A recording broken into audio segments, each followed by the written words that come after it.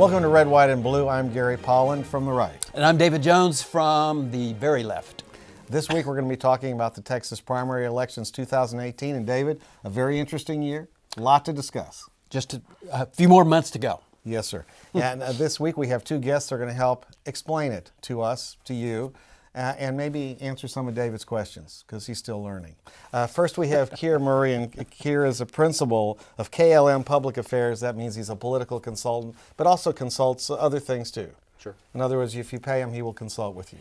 In addition, we have Jacquie Baly. Jacquie has a company called Baly Projects, and Jackie's been involved as a political consultant and a regular consultant for normal people for a number of years, and is well-known personality, and we're glad to have both of you today. Thank you. You sound like you're glad.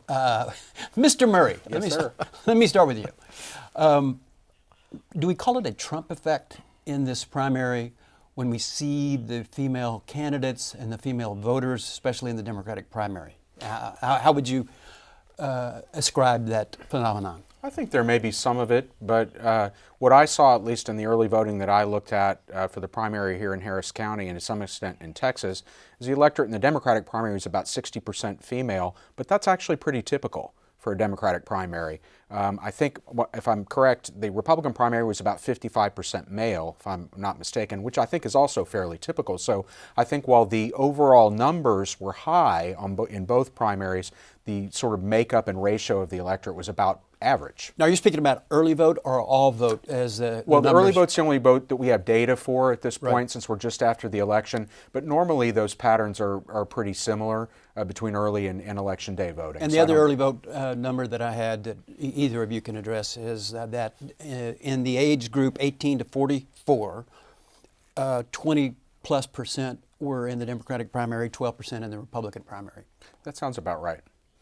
Based on the data that I saw. That's a little bit younger electorate than we normally see, but not hugely so. Yeah, younger people have been getting involved ever since 2008 when they saw Barack Obama. They were rallying around him. And then, of course, we saw them rally extremely excitedly around Bernie Sanders. So the younger crowd has been going, the percentage has been increasing over the years.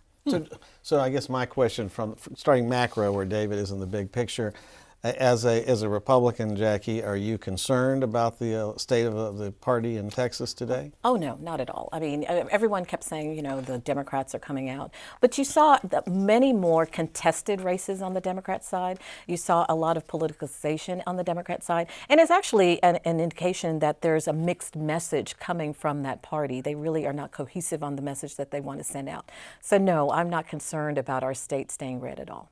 No, I don't know why you should be, especially at the top of the ticket. I mean, how the Democrats got the numbers that they had, which is impressive when you think about it, when they had absolutely no one that anybody knew running for high office. I mean, yeah, but you did have, David, to be fair, a number of contested Democratic primaries for Congress around the state where money was spent, where you had serious candidates running. And that's what I was alluding to. And that brings us, Kier, to the big race in Houston. To run against John Culberson. And they had, I think, was there 9 people, 10 people Seven, running? I believe. A number of them well-financed, and we ended up with 2 women in the runoff. One, I would believe the DCCC, the Democratic Congressional Campaign Committee, actually anointed for a runoff position by attacking her, and that'd be Laura Mosier. And she used that. A fun fact in that race, on the Democrat side, one of my former students from U of H, I teach at U of H, and he was on that Democrat side, but you had at least around 9 people on the Democrat side. I think it was 7, if I'm not mistaken. It was a large number Yeah.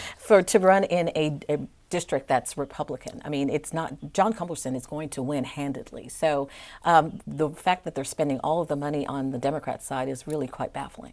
Well, I think it remains to be seen. I mean, this district is targeted nationally because it was one of those districts that went from a solidly Republican district in the presidential election to a narrow Hillary Clinton victory. I think she carried it by about 1.5 points in 2016. You had 7 candidates running, I would say 4 serious ones who raised real money and ran professional operations. And again, as we talked about with the gender difference in the primary, the 2 women candidates, I think, got about 55% of the vote between them. The electorate's 60% female. That isn't necessarily, a mind-boggling statistic. The interesting thing is I do think the DCCC attack had some effect on the race because one of the things we saw in the election day vote was Miss Moser's position or her vote going higher on Election Day than it had in the early voting. And the attack came pretty late in the process, which suggested that there may have been some backlash against that. So who would attack. you rather see run against Culberson? Well, I don't have You a don't have a strong candidate in the opinion. race? I think And it doesn't matter. But the day isn't over. Culberson's right? going it's to not win. over. May 22nd, we'll pick a nominee. I think it is. I do think it matters. I think it will be a competitive race, the most competitive Congressman Culberson's ever faced. He may win it. He may not. I think So that it means just he'll remains to lose be by seen. 30%. Oh gosh, I don't know that anybody's ever lost that much in running No, against him. he'll Maybe have, Mr. he'll have Card- 70 maybe Mr. and Cargus his opponent will have 30. probably got 30%. But Gary should be very happy to hear that in the family and juvenile court races in the Democratic Party side, 11 of the 13 nominees are women. In the civil district courts, 11 of 23 are women. In the congressional races that I counted, of which there were 25 that were contested, 18 ended up with female nominees, some black, some Hispanic, some Anglo. You're talking Yes, about the we had Republican two- Party? we had No, two. Democratic Party. Well, 18 of the. I guess he Tell them forgot. about the numbers in our We Republican have Party. 16 Yes. Hispanics and African Americans running on our ticket countywide. 16. We have more Hispanics running for judge than your party does. We have lots of women running, We have so quite that a few, isn't going to work. two black women. Yeah, they used to say that Republicans would vote against African Americans in their primary. Those two And- women walked well, right in. we have three. Yes. Three. Charles Johnson Oh. won handily. Well, I was talking about the two women, but yes, The we have two three women, total. Melanie Flowers Yes. won handily. And Angeline. Angelina Gooden won handily. Unopposed. No, they were all opposed, and they had serious And opponents. they won- and and they won the primary going They away. ran not very even close. good races, and they won with a very heavy percentage. Well, and not only that, they also use their picture. So this whole idea that the Republican Party is not friendly to African Americans is bunk. Well, that's really as As a Jackie- black woman sitting here can tell you. As Jackie overestimates Culberson's appeal, I would say that you're overestimating your appeal to black voters. I disagree. If history is any guide. Well, look, I mean, we're going to follow the pattern of what Democrats have done in the past. They put up billboards in the African American community and say, vote with people like you. Well, guess what? This time, we could do the same thing because we got a lot of African American he's going to have candidates too. 3 billboards, like the movie. The challenge for all these down ballot races, at least for this cycle where we will perhaps for the last time have straight ticket voting, is most voters in the general election aren't making meaningful choices down the ballot. They're simply picking by party. They have no idea who the candidates are running But the for good thing judge. is that during off years, Republicans always fare better. At least we have been the last couple of cycles in Texas. We fare better during the off years, when we don't have a presidential ticket at the top. And that's going to be very good for our Republican candidates. Well, yes, except that this is the strongest Democratic turnout in a midterm election that anybody can remember. So there's, in fact, somebody reported that 24% of the people who voted in the Democratic primary had never voted in one before. And that's could be, I don't know whether they're people that are disappointed with Trump or whether it's the young guy voter, I don't know.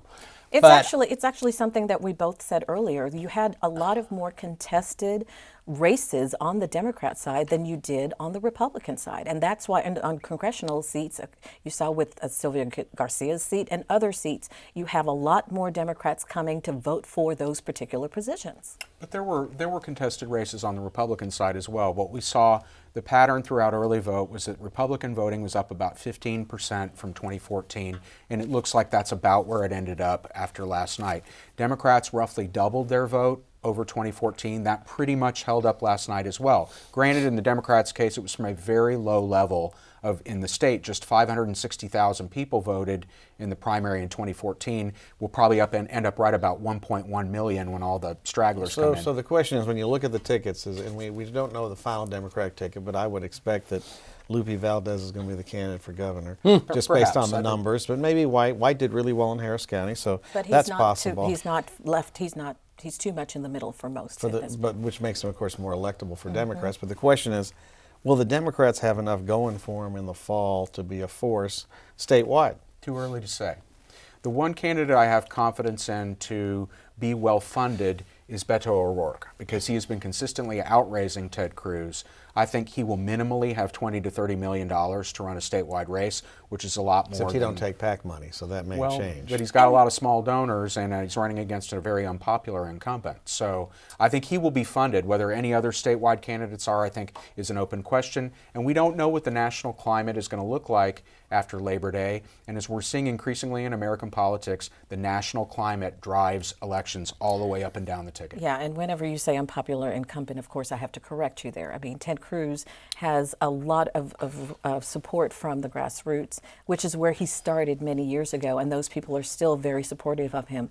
He's campaigning, he has been campaigning quite heavily, so never underestimate Ted Cruz. I think he's what going Kier's to do referring extremely to well. are his favorable, unfavorable ratios. The polls I've seen consistently put him in the mid to high 30s in terms of his approval in the state, which is danger zone for an incumbent of any party at any time. Well, but it remains to be seen whether he will still start the race with an advantage. Yeah, of it's about 10 interesting points. to see that O'Rourke is basically looks like patterned his campaign to some extent over what Cruz did when he Of course ran he is. originally, where Cruz went it was all over the successful. state. You know, because he didn't have all the money when he was running. He had what he had for Senate against Dewhurst, who was supremely well funded in the Kathleen Wall levels.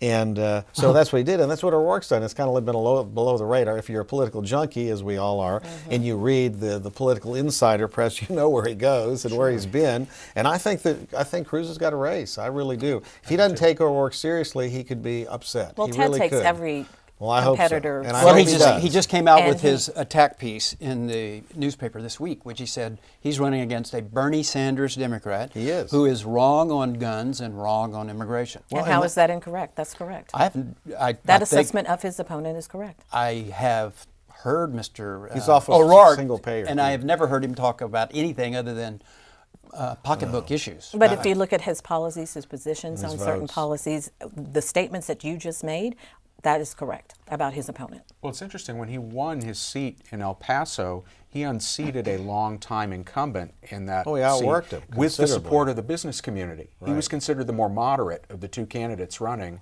And I just think it's too early to say with all this. I think Well, I will he's say a good this. candidate. We'll He see.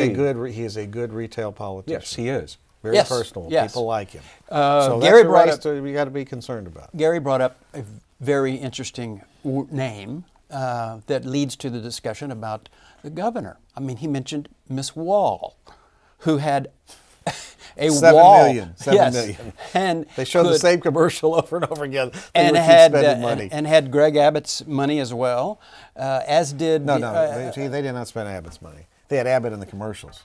They spent her money. That was That was Well, all she- her she money. apparently- She made raised like herself a- $10,000, She and the gave rest they wrote a herself check. a loan that's larger than any other congressional candidate. Okay, but Abbott was her supported her. As, He was. as he supported Sarah Davis's opponent, and Susan Dokupil. Right, Yes. right. Dr. So it was, I would say, not a good day for Greg Abbott. I mean, there was another race where he endorsed Galveston. in San Antonio. Galveston, prevailed. won. He prevailed there. But in San Antonio, the guy that he Well, endorsed it was a is very good day for not in a runoff, It was a or very is in a good runoff. day for the governor because he did extremely well in his own race. He 91%. chose, yes, he chose the particular races that you're talking about. Susanna, for instance, she worked for him. They have a very close relationship of going back at least. Who is Susanna? Susanna Dokupil, who was the opponent for Sarah Davis. That race the governor got involved with because Susanna, he used to work with him when he was an attorney general. They have a 20-plus year friendship at least. We all were part of a young conservative group here when he was in Houston. I mean, their ties go back quite a bit. That is why he got involved in one of the many reasons why he got involved in Susanna's race. He got involved in Kathleen's race because she has been a stalwart and has been at the grassroots level of the Republican Party for many, many years. They have a very close relationship. She has worked very hard. There is a reason why It's called. there's a reason lots why of the checks. governor has Yeah, gotten that too. involved She in, writes lots of in checks. specific races, and it was to elevate and to help these people. And believe me, if the governor was not present in those races, we don't really know how these candidates would have done. So it was a very good night for our governor at his 91%. Well, he should be very happy, Gary, Mr. Abbott, if the Democrats mess up their opportunity in their side of the governor's race. So how do you define by that? picking Miss Valdez? Lupe. Yeah, that would be. That gonna- would be a huge. That would be huge- wonderful. But I wouldn't be surprised if it happened. It's going to happen. I think the governor, starts his own race in a strong political position and is likely will be heavily favored. But I did think it was unusual for him to extend himself politically into these down ballot state house races 2 of the 3 of which he lost. In addition, we saw him campaigning for Miss Wall, who spent $6 million to get 12,000 votes. That's $600 a vote. That's political malpractice, and in my world. Some consultants made money. I would love to be them, but See, Kier wanted that campaign. Yeah. But we've seen that the governor is very loyal to his staff. We've seen that through his appointments. We've seen that through campaigns in the past. And the reason why I went into the lengthy explanation of his relationships, especially with those 2 women, was because, again, he is loyal to past people who have done things for him. Well, let's talk about, though, the other Sure. side of the coin with Sarah Davis and her race. Is this portends a division within the party? That is, that those really strong conservatives with more moderate conservatives, I guess, which Davis would describe herself as. Is that what we have? Oh, Sarah Davis is a bad example for us to have that discussion because, you know, I like Sarah as a person. However, she is to the left of most Republicans I know of. That district in particular loves that because one minute they're a Democrat district and the next minute they're a Sarah Davis type of Republican district. So I don't think Sarah is a typical Republican. She's a Republican for that particular district, which is maybe very heavily You Democrat. favor in November? The Democratic candidate's a good candidate. I think Sarah will prevail. Ended up without. Lloyd Oliver didn't make it, unfortunately. That was the Democrats. If Representative Davis had lost that primary, I think the seat would very likely flip.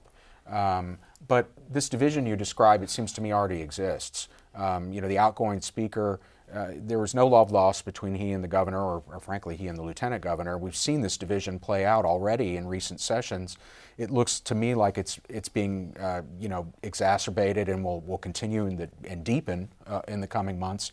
The Empower Texans group got involved in a lot of races on the Republican primary side. Didn't do very well. Suggests if you threaten all these folks and you don't beat them, your leverage is not as good as it was when you make those threats in the future. We'll see. But, you know, again, it seems to me if you're a broad tent party, if you want to be a broad tent party, if you're a Republican Party, you need Sarah Davis in your party and not sort of a purity test where you're, you know, keeping the framework very small and very narrow. And you could also benefit, I would give you some advice, from having names like Garcia on your ticket. Those names. Didn't I tell them we had more Hispanics than well, Democrats this time? We have basically already put We have 2 quite in Congress. a few Hispanic names and other ethnicities And a on commissioner, our ballot. and a commissioner who is going to be formidable in the race in the fall, named Garcia.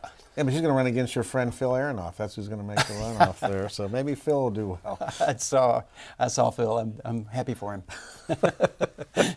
Not that I'm going to speak for the Democrats, but going back to that Garcia race for the commissioner's race, you know, he was once the shining star of the Democrats, and then quit. you had those 2 mix-ups when he ran for mayor, and then he ran for He Congress. quit as sheriff first. Yes, and then things just really politically just really He's took like a downslide politician in for search him. of his next job. Right, and the really the trajectory of him, Yeah, I it's can't really believe it. changed. He was really a shooting star, a shining star for the Should have Democrats. stayed as sheriff. And now he's just a typical politician looking for any position that he can find.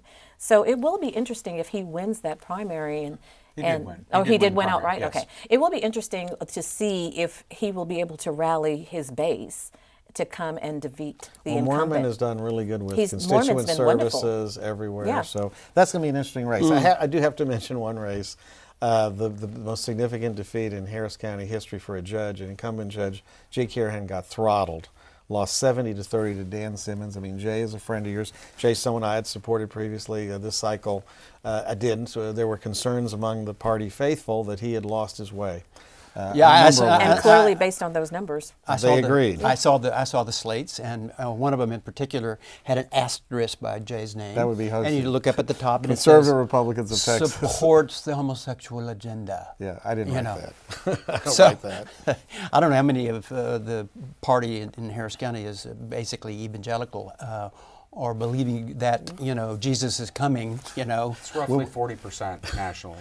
Okay, so that's probably about Or what I identify as evangelical. But the thing that happened with Callahan was there were other issues, and because he was doing weddings during work days, no matter who he was marrying, it was during work days, and he testified for the defense in a DWI in another court, which offended a lot of prosecutors, and then he sent a ham-handed appeal that you may have seen to Democrats, a Democratic mailing list in the arts community, asking people to cross over and vote in the Republican primary for I him, saw that. which unfortunately for him leaked. and was broadly all spread over out. He social lost media. 2 or 3 endorsements he had from groups when he did that. And so the handwriting was on the wall. It was time to go. Hey, since we were talking about Garcia and Mormon, let's go back to Sylvia Garcia. Yes. Because within a decade, she's quite fascinating. Talk about an incumbent Wait a losing. minute, Sylvia's like a regular on our show, so we got to be careful. But go ahead. I've known Sylvia for 25 years, so I mean, Sylvia's we're the only woman, acquaintances. the only person I know that's been in government life that's going to end up with what 4 or 5 pensions. I mean, seriously, That's where all I was from the going. government. That's It's where I was going in unbelievable. my discussion. I mean, you talked about an incumbent losing. Sylvia was the first county commissioner to lose within 20 or 30 years. She lost to Mormon.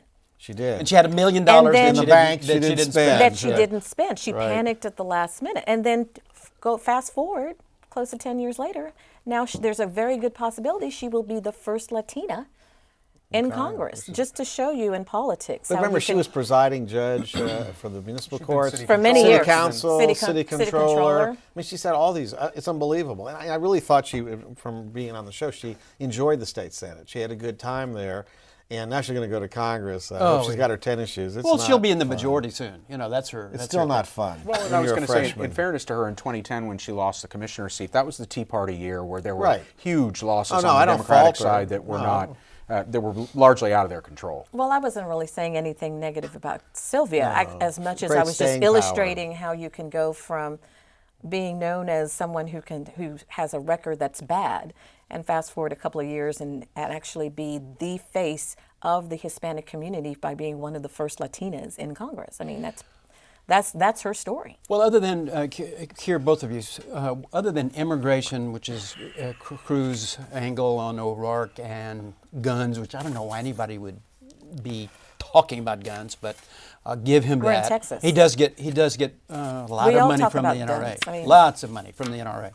But where are the deficit hawks? Where are the budget balancers? They were We are around now- 2 years ago. We have a $1.5 trillion tax cut and new spending that was not even accounted for of $400 billion, which means that we're going to be $1 trillion deficits until Forever. sometime in the end of the decade, when it will be the case that we will have There'll be deficits till the end of time, Dave. the debt will actually consume the entire economy as it did in World War II the last time. So you're assuming that Beto and Ted need to talk about that discussion? I would think somebody should.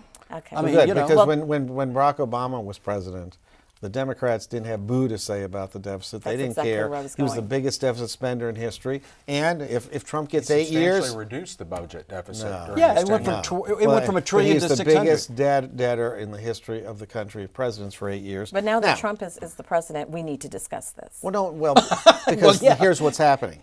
When the Republicans are in power, we don't care about deficits. When the Democrats are in power, they don't care about deficits.